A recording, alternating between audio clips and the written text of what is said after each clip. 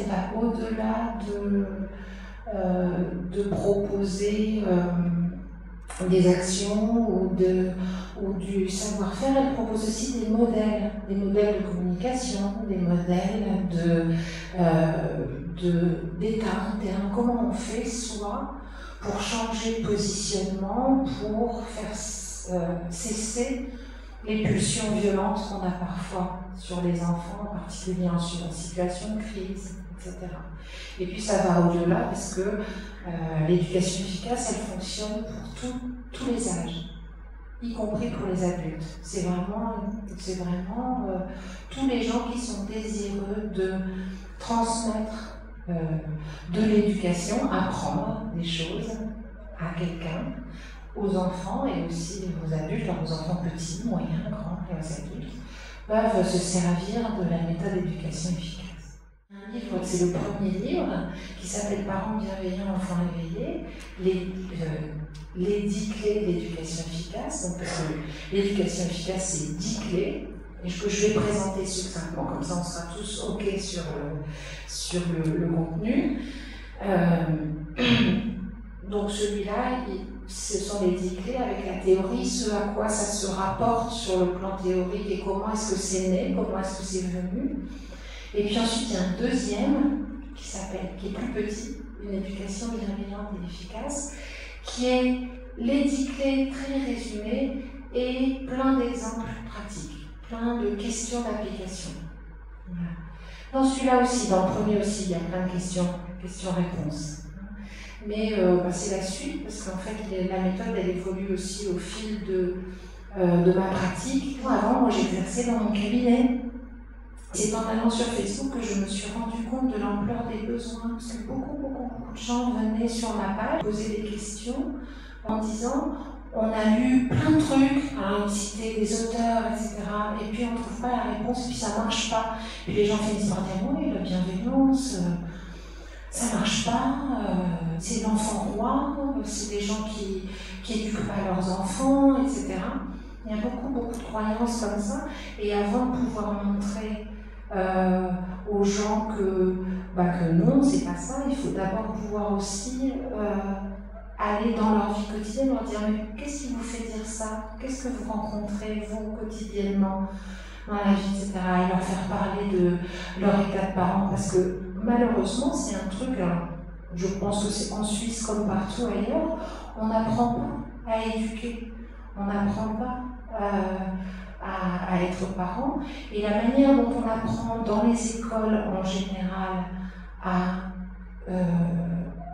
être enfant avec des adultes, c'est la punition, la récompense, la soumission à l'autorité et donc la domination par l'autorité.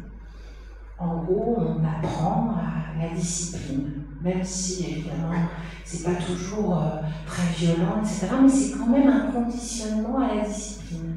Et l'éducation efficace, la clé, alors bizarrement c'est la clé numéro 10, mais c'est la clé fondatrice de l'éducation efficace. Mais j'ai le numéro 10 parce qu'il faut, ça va crescendo en fait dans les apprentissages. C'est la clé de l'égalité entre les enfants et les adultes. La base de l'éducation efficace, c'est la première chose que je dis aux gens quand ils viennent me voir, c'est d'abord, si vous voulez avoir un guide, quelque chose qui vous guide et une phrase de référence, c'est ne faites ou ne dites jamais à un enfant quoi que ce soit que vous n'accepteriez pas qu'il vous dise ou qu'il fasse avec vous. Et ça, cette phrase-là, juste cette phrase-là, ça suffit, en fait. C'est-à-dire, si on garde ça en tête, alors ça suffit pour se conduire correctement, pour sortir de la violence. Ne jamais faire, dire, etc.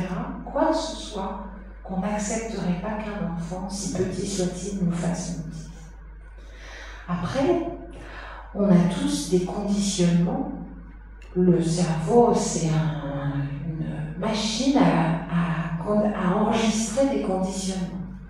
Donc, comme on a derrière nous plusieurs millénaires d'éducation autoritaire et de conditionnement à la soumission et à l'obéissance, etc., on a évidemment des tas de conditionnements qui font que même si on sait que certaines choses sont toxiques, etc., on se surprend soit à entrer en résonance avec des émotions négatives, etc., avec de la colère, par exemple, hein, parce que c'est la colère qui caractérise,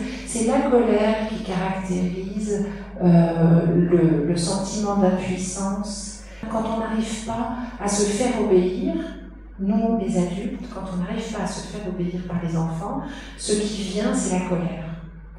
Parce que c'est comme ça que ça s'est joué pour nous, probablement, depuis donc des millénaires. Donc d'abord, la première chose, c'est d'apprendre à connaître, on va commencer par là, et puis ensuite apprendre à se connaître soi et à repérer ses propres conditionnements pour pouvoir les changer.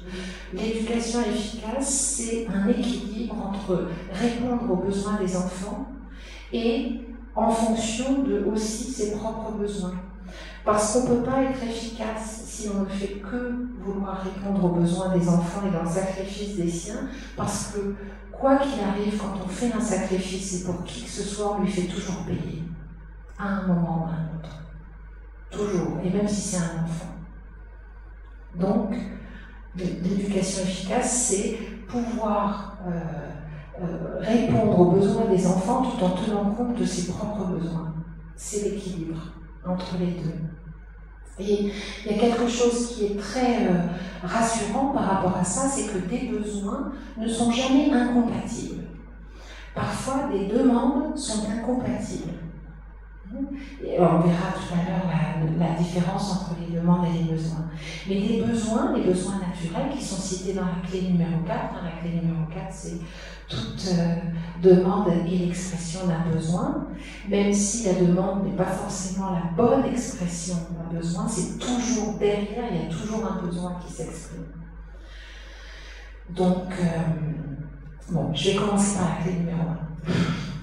La clé numéro 1, c'est comment est-ce qu'on apprend? Comment fonctionnent les apprentissages? Comment les enfants apprennent? Et comment les adultes aussi apprennent? Puisque la clé numéro 10 explique pourquoi l'égalité entre les enfants et les adultes. C'est parce que l'enfance, c'est un statut, c'est une construction sociale, l'enfance. Être enfant et être adulte, en réalité, c'est pareil, c'est la continuité d'une même personne. Moi, je suis certaine que vous, quand vous pensez à vous, quand vous étiez enfant, vous voyez pas différent de qui vous êtes maintenant, vous êtes la même personne. Vous vous envisagez pas différent, vous n'envisagez pas que vous puissiez avoir moins de droits, etc. quand vous pensez à vous-même. Parce que c'est la même personne. L'enfance, c'est vraiment une construction sociale et puis c'est très arbitraire, de tel âge à tel âge. Alors, juridiquement, la majorité à 18 ans, par exemple, ça c'est une histoire de droit, c'est vraiment très arbitraire. Sur le plan neurocognitif, l'enfance, ça n'existe pas.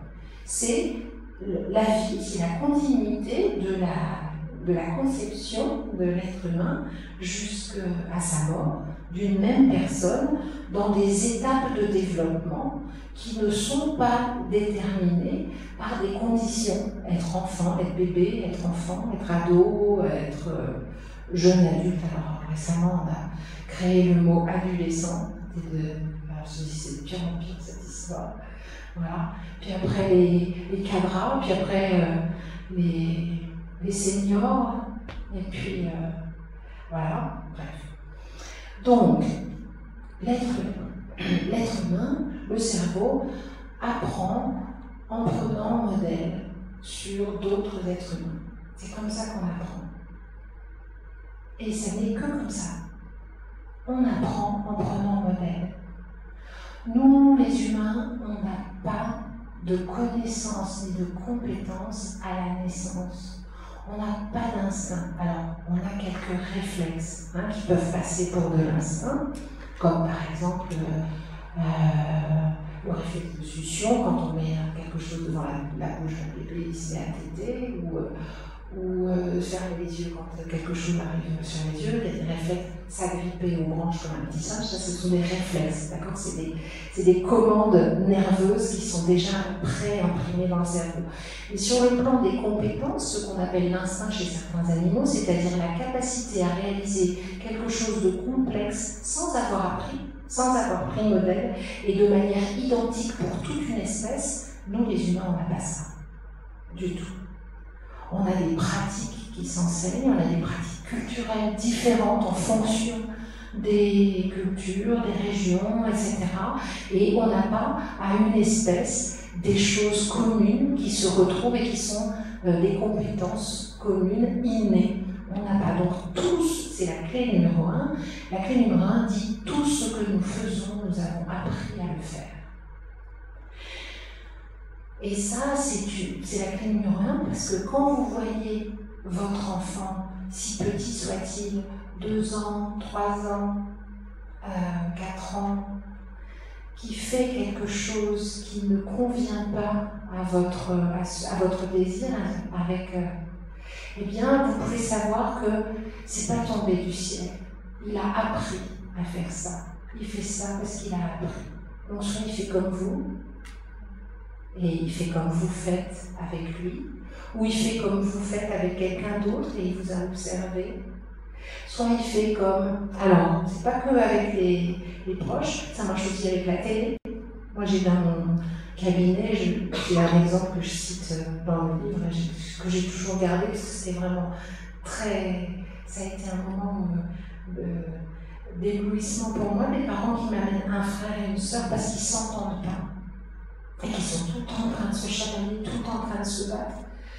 Et puis dans le cabinet, puis je les observe, et puis effectivement, au bout d'une minute, ils couraient partout, ils étaient vraiment, et puis ils tombaient dessus avec n'importe quoi, comme ça, etc. Et ça m'a fait tilt, et j'ai dit, ils regardent beaucoup Tom et Jerry. Et la maman me dit, ah oui, ils sont fans de Tom et Jerry. Ils avaient 3 et 5 ans. Et en fait, ils étaient dans mon cabinet en train de faire Tom et Jerry. Donc la petite fille, c'était la souris, et le petit garçon, c'était le chat, et je voyais plus vraiment. C'était vraiment un... Voilà. Donc, c'est pas forcément seulement... Et c'était des enfants qui passaient beaucoup de temps devant la télé. Devant Tom et Jerry, parce que les parents ne les mettaient pas devant la télé, parce que la télé, on ne sait pas, mais au moins Tom et Jerry, on sait que c'est pas nocif, il n'y a pas des gros mots, etc. Voilà. Donc... Bon, ils apprennent aussi par les modèles qui sont la maîtresse. Vous avez sûrement les enfants qui vont à l'école la première fois, ils reviennent de l'école en jouant à la maîtresse et ils vous parlent comme la maîtresse, etc. Donc c'est comme ça qu'ils apprennent. Pour pouvoir diriger un apprentissage, donc tout ce que nous faisons, nous avons appris à le faire, en prenant exemple avec des informations, donc des informations qui sont prises dans le modèle, des informations non verbales, évidemment, comportementales, et puis aussi dans un contexte favorable. C'est-à-dire que si le contexte n'est pas favorable, vous pouvez expliquer plusieurs fois à un enfant, par exemple, de mettre ses chaussons, par exemple. On doit enlever les chaussures et mettre les chaussons en arrivant à la maison. Donc si vous ne le faites pas, déjà c'est difficile, il ne le fera pas. Mais si en plus, au moment de lui dire ça, le contexte émotionnel n'est pas favorable, si par exemple, vous lui dites juste au moment où il rentre et il a très faim et il y a le goûter qui est sur la table, il ne peut pas être attentif. Donc il ne peut pas imprimer ce que vous lui dites. Donc, on peut répéter ça des jours et sans se rendre compte que c'est pas efficace. D'accord ? Si on lui parle en criant, si on s'énerve et qu'on dit « Mais tes chaussons !» Je t'ai déjà dit 5 fois « tes chaussons !» Le cerveau est tout occupé à gérer les émotions, la peur, parce que quand on crie sur un enfant sans se rendre compte, on le menace.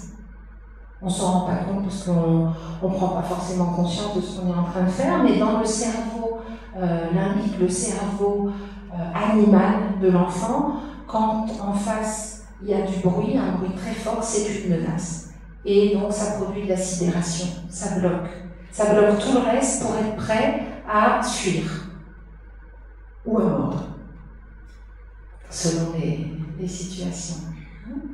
Donc du coup, quand on crie, on n'est pas efficace. La clé numéro 2, on y passe, parce que je vais essayer de les présenter un peu vite, c'est la clé des émotions. C'est celle qui dit que l'intelligence émotionnelle conditionne nos apprentissages et notre compréhension. Et que donc, le fait d'apprendre à vivre ces émotions et d'apprendre à quoi elles servent pour les enfants, c'est une étape absolument indispensable. Les émotions négatives, c'est des encombrants cognitifs. Donc, ça empêche le cerveau de fonctionner de manière excellente.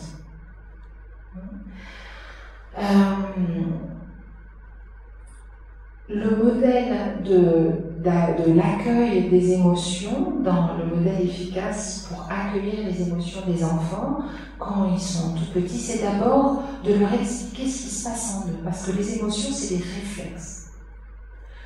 Pour nous aussi, on ne choisit pas. Quand vous avez une émotion, vous ne l'avez pas calculée. Vous ne dites pas, tiens, là, je vais avoir un petit peu peur. Je vais me mettre en colère 5 minutes.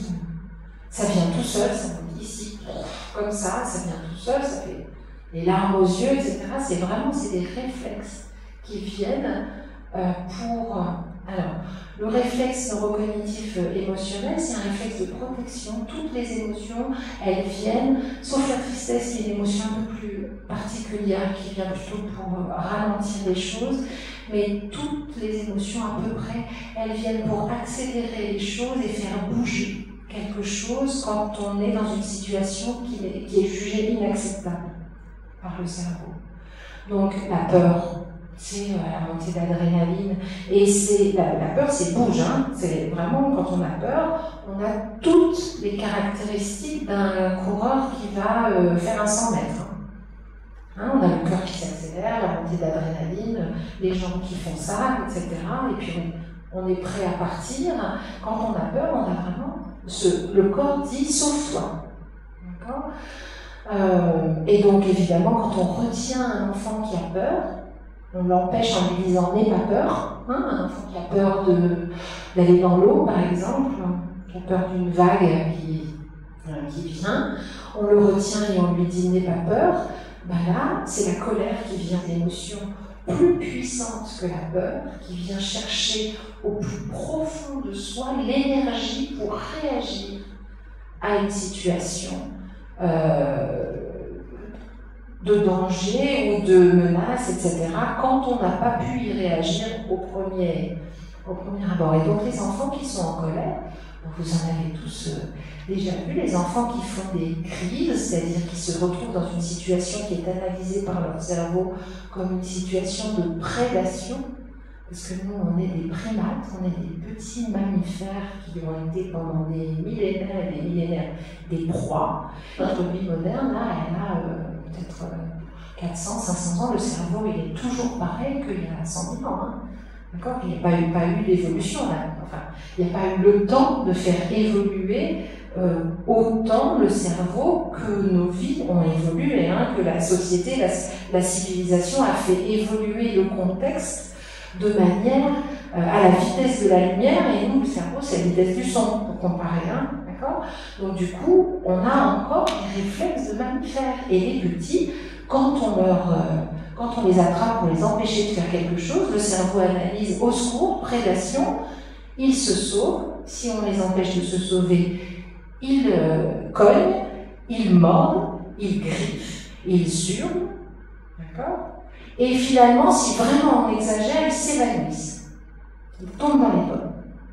Ils font un malaise vagal. C'est un réflexe vagal pour faire stopper le stress de manière à stopper les dégâts, parce que ce stress-là, les enfants qui font des crises, les hormones qui sont dégagées dans le cerveau et les réactions qui sont dégagées dans leur cerveau, ça fait des dégâts sur leur capacité cognitive. Et c'est pour ça qu'on dit que c'est toxique. C'est pas parce que juste ils vont pas être contents et puis ils vont apprendre à avoir peur de nous. Et bon, déjà, rien ça serait déjà quelque chose d'important, mais surtout, ça crée des lésions. Alors maintenant, on a les neurosciences. Nous, quand on disait ça il y a 25 ans, je suis la vieille école, quand on disait ça, les médecins, les pédiatres, etc., et les neuroscientifiques qui maintenant disent oui, on a vu les imageries, on a des dégâts sur le cerveau, ils nous disent ouais, vous êtes perchés, hein, vraiment, vous les psychopédagogues, comment ça, des dégâts sur le cerveau. Et nous, on le savait, on le voyait, on voit bien l'évolution d'un enfant qui subit quotidiennement des violences et des maltraitances. On voit bien que ses capacités de compréhension et de réalisation cognitive, elles sont altérées par ça. Et on voit bien que les enfants qui sont dans des conditions beaucoup plus tranquilles, ils ont des capacités supérieures parce qu'il y a de la place pour les apprentissages. Bon, maintenant c'est prouvé. Donc maintenant, tout le monde connaît, vous connaissez sans doute Catherine Guéguen, qui a écrit, elle a rassemblé des collections de données, elle les a mises dans deux livres, 2 ou 3 livres, et effectivement, on a des preuves, on en dit, c'est prouvé, mais on le savait déjà. Voilà. La clé numéro 3, elle dit, l'adulte n'a pas réponse à tout. Et c'est une petite clé, mais super utile, enfin petite. C'est-à-dire, la théorie, elle est assez simple. C'est que quand un enfant vient vous voir pour exprimer un problème, les enfants qui viennent pour dire que quelque chose ne va pas, pour raconter que quelque chose ne va pas, en particulier à l'école ou à l'extérieur, ou même avec vous, c'est très rare que les enfants viennent pour que vous leur donniez une solution. Et les adultes, systématiquement, quasiment, et c'est quelque chose que moi j'ai observé dans mon cabinet, c'est pour ça que je me permets de le dire, c'est que systématiquement, quand un enfant vient avec un problème, l'adulte, il cherche une solution et il lui donne une solution. Il lui dit, ben, t'as qu'à faire comme ça, ben, tu pourrais, alors par exemple, je sais pas, mon copain, un tel, il m'a tapé à la récréation. Ah bon? Il t'a tapé? Et alors qu'est-ce que t'as fait? Ben, je savais pas quoi faire. Ben, il fallait pas te laisser faire, dis donc. Pourquoi tu t'es laissé faire? Ou alors, ben, t'as pas été le dire à la maîtresse? Etc., etc. D'accord? Et en fait, les enfants, la plupart du temps, ils viennent parce qu'ils ont besoin d'être écoutés. Donc, ils ont besoin de continuer à parler du problème. Et si vous leur donnez des solutions, c'est systématique. Ils font « oui, mais non ». Bah, t'as qu'à aller en parler à la maîtresse. Oui, mais la maîtresse, elle n'est pas là. Oui, mais la maîtresse, elle ne dit rien, elle n'est pas là, etc. Ah bon, la maîtresse, elle n'est pas là. Dis donc, pourtant, c'est son travail, la maîtresse, etc. Mais en fait, c'est pas forcément vrai. C'est juste qu'ils font « oui, mais » parce que c'est pas ça que je suis venue te demander. Je ne suis pas venue te demander de me dire t'as qu'à faire ci, t'as qu'à faire ça.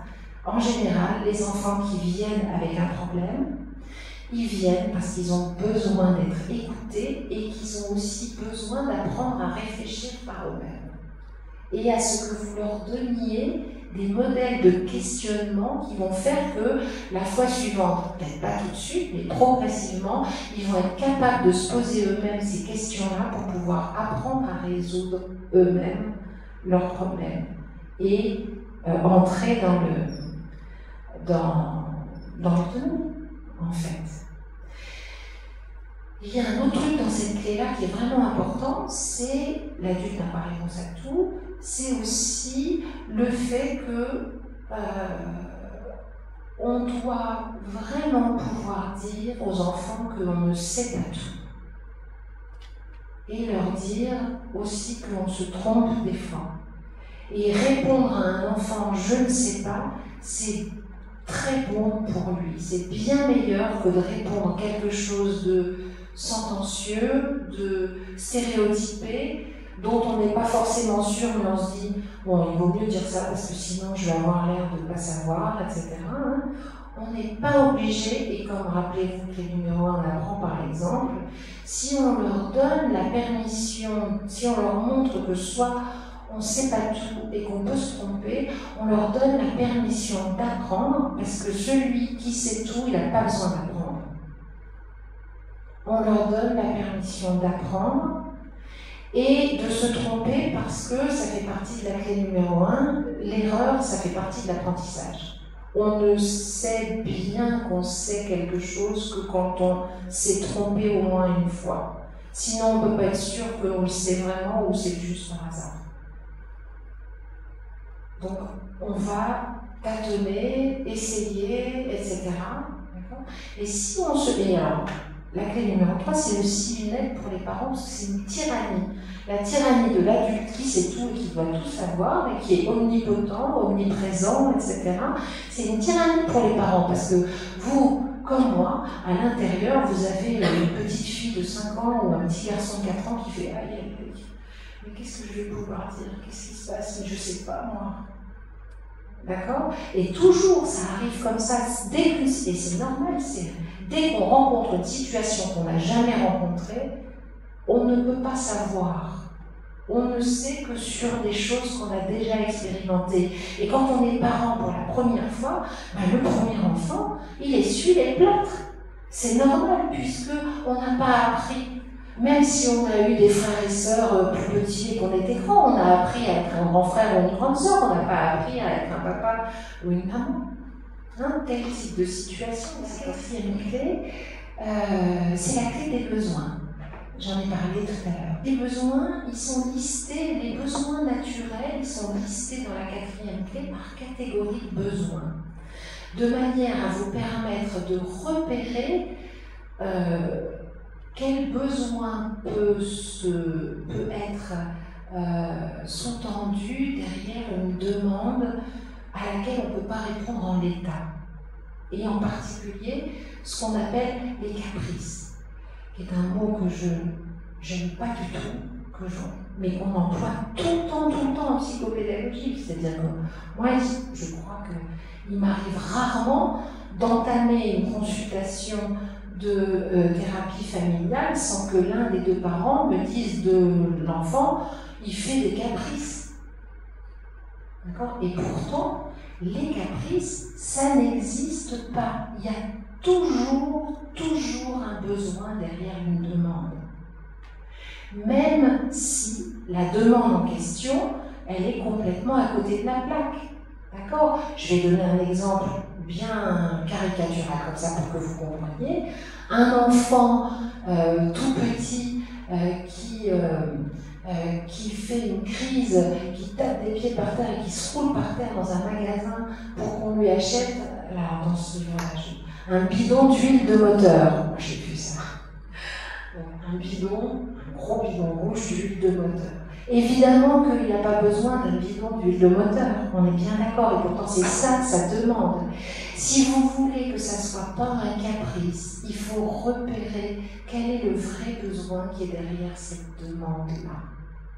Donc, derrière cette demande-là, il y a très probablement un enfant qui a besoin de jouer, qui a besoin de jouer et qui a pris le bidon d'huile de moteur pour un camion de pompiers. Par exemple. C'est en bas, là, il voulait... D'accord? Ok.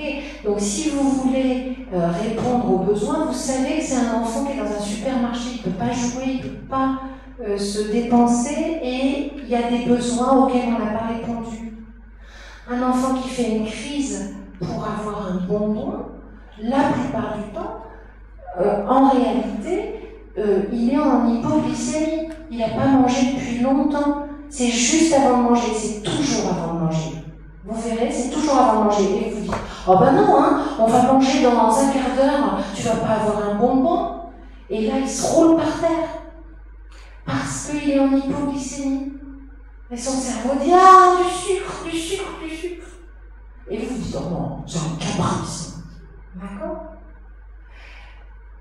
Ça, c'est toujours, c'est immanquable. Il n'y a pas une seule demande, et des vôtres aussi, il n'y a pas une seule demande, et parfois les enfants, alors plus ils sont petits, moins ils sont capables de repérer eux-mêmes leurs besoins. Plus ils sont grands, plus on va répondre à leurs besoins quand ils sont petits, plus ils vont apprendre eux-mêmes à repérer leurs besoins et à exprimer des demandes adéquates, adaptées à leurs besoins. D'accord? Mais il y a des enfants, par exemple, qui systématiquement disent « j'ai faim » quand ils s'ennuient. systématiquement. Et ces enfants-là, on leur dit « Où il est ton cœur ?» Et ils font « Bah oui. » Parce que c'est des enfants qui compensent, qui trouvent de l'apaisement de toutes leurs émotions négatives dans l'alimentation, dans le fait de manger quelque chose. D'accord ? C'est pas toujours, mais et alors souvent c'est des enfants qui sont entravés dans leur mouvement par plein de trucs, soit parce qu'il n'y a pas assez d'espace autour d'eux, ou qu'il n'y a pas assez de disponibilité d'adultes pour jouer avec eux, donc ils sont beaucoup dans les jeux tout seuls, etc. Bon, j'aime pas trop faire des généralités. Si vous voulez faire des particularités, on fera des questions après. Mais bon, tout ça pour parler des besoins. Donc les grandes familles des besoins, c'est les besoins naturels de type manger, dormir, respirer. C'est le premier besoin. Je dis dans cette clé-là que les enfants qui sortent de l'appartement pour aller dans la voiture, puis ensuite à l'école, puis ensuite de l'école jusque chez la nourrice, puis de chez la nourrice dans la voiture et de la voiture à l'appartement, ils n'ont pas assez respiré. Et ils vont vous le faire payer. Mais c'est pas exprès, hein, parce que le manque d'oxygénation, ça fait un mauvais sommeil. Et donc le soir, ils font dawa dans la chambre, ils sautent partout, parce qu'ils ont besoin de s'hyperoxygéner. C'est toujours logique. Il n'y a pas de caprice, il n'y a pas d'enfants qui veulent mal faire ou qui s'en fichent, etc. Jamais, j'en ai jamais rencontré. Ça fait 25 ans que j'en vois. Je ne sais pas combien par jour, j'en ai jamais vu un seul. Jamais. Il y a toujours un besoin. Toujours.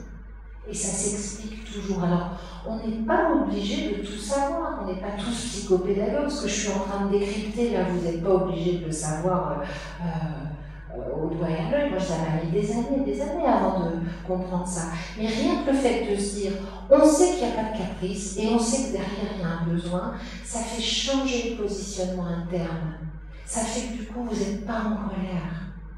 Vous êtes dans la recherche et vous êtes dans l'empathie. Ben, qu'est-ce qui ne va pas? C'est sûr qu'il y a un besoin auquel on n'a pas répondu. Donc du coup, il se roule par terre. Ok. C'est pas pareil que il se roule par terre. Qu'est-ce qui m'énerve?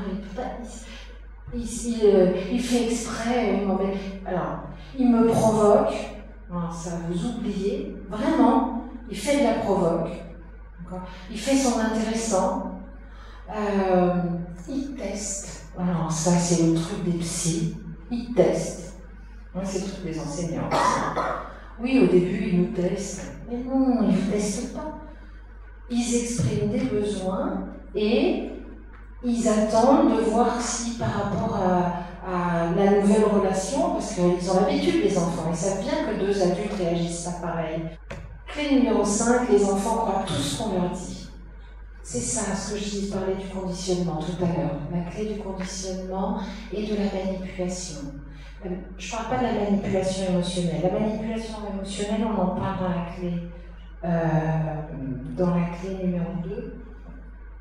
La manipulation émotionnelle, c'est le fait de créer, volontairement ou pas, une émotion négative pour provoquer une déstabilisation et faire à l'enfant quelque chose qu'il ne voulait pas faire au départ.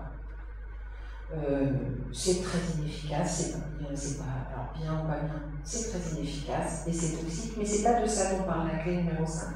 La clé numéro 5, elle parle de la manipulation mentale, c'est-à-dire de faire croire aux enfants des choses auxquelles, par exemple, soi-même on ne croit pas, pour obtenir des choses, toujours, ou encore plus, et là je dis, il y a une vidéo, il y a une conférence où je dis, le titre c'est « Manipuler un enfant, c'est nier son existence ». C'est le manipuler pour lui faire croire que c'est lui qui a pris une décision alors qu'il ne voulait pas faire quelque chose. Par exemple, alors je vais donner un exemple.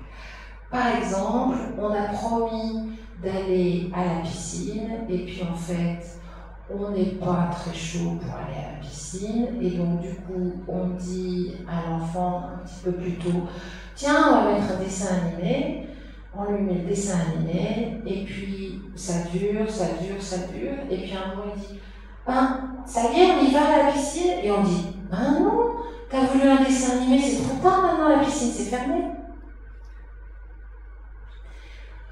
Oui, il vous faites comme ça. Mais c'est tout le temps. On leur fait tout le temps des trucs comme ça. Tout le temps. On leur fait croire qu'ils sont fatigués alors qu'ils ne sont pas fatigués. On leur fait croire qu'ils ont faim alors qu'ils n'ont pas faim, etc. Et on nie tout le temps leur propre capacité à exprimer ce qui est bon pour eux et ce qui n'est pas bon pour eux. Bon, cette clé-là, elle est dense et intense et il faut la lire vraiment parce qu'elle parle aussi, elle parle aussi de l'inconscient.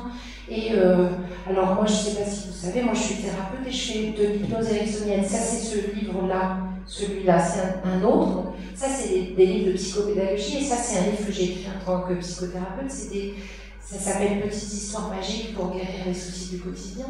Ce sont des métaphores thérapeutiques. Ce sont des histoires qui contiennent des suggestions inconscientes qui vont aller installer dans l'inconscient des enfants des ressources en leur faisant vivre inconsciemment des expériences de très bonne qualité qui contiennent des ressources. Des ressources comme par exemple de la confiance en soi, de la confiance en d'autres personnes, de l'estime de soi, de la patience, etc., etc. Ou qui vont nettoyer des émotions négatives en faisant des expériences de réparation. Comme par exemple les enfants qui ont été traumatisés par une expérience douloureuse à l'école, qui ont subi du harcèlement, ou qui ont été, etc. Ces histoires-là, elles contiennent des expériences inconscientes qui font que quand le cerveau, parce que dans la clé numéro 5, j'explique, l'inconscient ne fait pas la différence entre le réel et la fiction. Donc, c'est pour ça qu'il faut faire très attention à ce qu'ils regardent à la télé et aussi à ce qu'on leur dit et à la manière dont on leur dit, parce que l'inconscient, il croit, voilà, c'est ça, les enfants, quand tout ce qu'on leur dit, que tout est vrai. Et aussi, alors il ne fait pas la différence entre la réalité et la fiction, et il ne fait pas non plus la différence entre quelque chose qui est observé et quelque chose qui est vécu soi-même.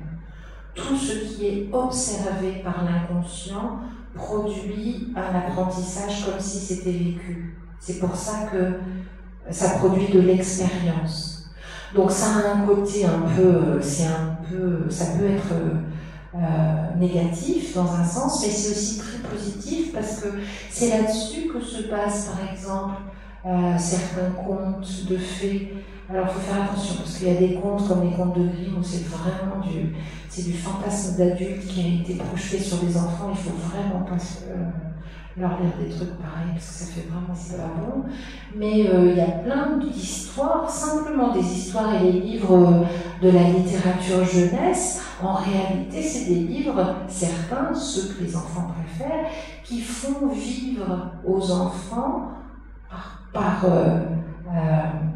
projection, par procuration, des expériences qui leur font du bien, qui leur permettent d'apprendre des choses, de changer des choses, etc. Le numéro 5, dans un de vos livres, vous parlez du Saint-Nicolas, du Père Noël, comme quoi, comme on n'y croit pas, il ne faudrait pas forcément faire croire aux enfants. D'un autre côté, quand j'ai lu ça, je trouvais que c'était dommage parce que c'est quand même quelque chose de beau. Et je me disais, d'un côté, j'ai pas envie de lui faire croire ce que je crois pas, mais ça, en fait, j'aimerais bien. Je sais pas qu'est-ce que vous en pensez. Ouais, c'est vrai.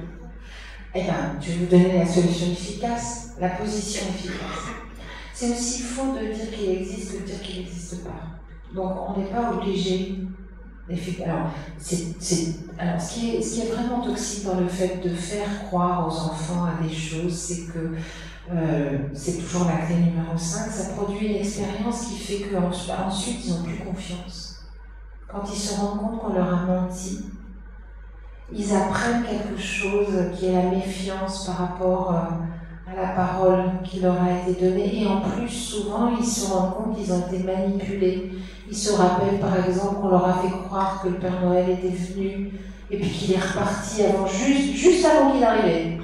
Juste avant qu'il arrive, oh, mais justement, il est reparti, on voit Père Noël, etc. C'est très marrant au début, mais en fait, progressivement, ça creuse quelque chose.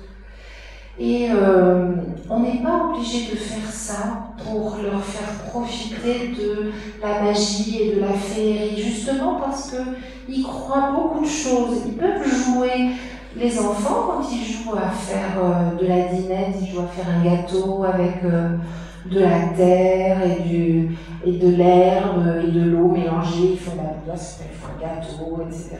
Ils croient vraiment que c'est un gâteau, mais au moment de le manger, ils ne le mettent pas dans leur bouche. C'est ça la différence.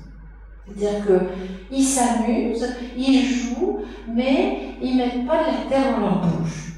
Ben, c'est pareil pour le Père Noël ou pour Saint-Nicolas. On peut très bien raconter la légende, l'histoire, en disant que c'est une légende et que c'est quelque chose auquel nous on aime jouer, on aime croire, on aime croire ça. Parce que c'est bon pour nous de faire semblant d'y croire. Et donc on joue à faire semblant d'y croire et on a le droit. Et pour que l'enfant ne se sente pas manipulé et pas isolé, on dit, toi aussi tu fais avec nous. Nous on fait tous semblant, tous ensemble. Et donc du coup on est tous pareils. Il n'y a pas des dominants qui s'amusent à te faire croire un truc, et puis toi qui es comme ça, qui crois le truc, et puis quand est-ce qu'on va lui dire, bah non, finalement, on t'a menti. D'accord ? Alors, dans la clé numéro 5, il y a un modèle qui s'appelle les filtres de Socrate. Il y a sûrement des gens qui les connaissent déjà. On a attribué à Socrate, je ne suis pas sûre que ce soit lui, mais bon. Moi, je les ai fait entrer dans l'éducation efficace. C'est la vérité, c'est-à-dire être sûr que c'est vrai. Donc être sûr que c'est quelque chose qu'on a vécu soi-même, pas quelque chose qu'on nous a raconté, qu'on n'a pas vu, etc. Alors, la vérité, l'utilité, être sûr que ça va servir à quelque chose, que ça concerne l'enfant. On ne lui raconte pas des trucs comme ça avec lesquels il ne va pas faire d'apprentissage parce qu'il est trop petit encore, par exemple. D'accord ? Et le troisième, c'est le bénéfice, la bienfaisance. C'est s'assurer que ce que l'on va dire à l'enfant va le rendre mieux, va être bienfaisant, c'est-à-dire qu'il se sentira mieux après qu'on lui ait dit qu'avant. S'il se sent plus mal, une fois qu'on lui a dit, c'est qu'on ne l'a pas bien dit. Ça ne veut pas dire qu'il ne fallait pas lui dire, mais ça veut dire qu'on ne l'a pas dit au travers des filtres qui permettent de parler.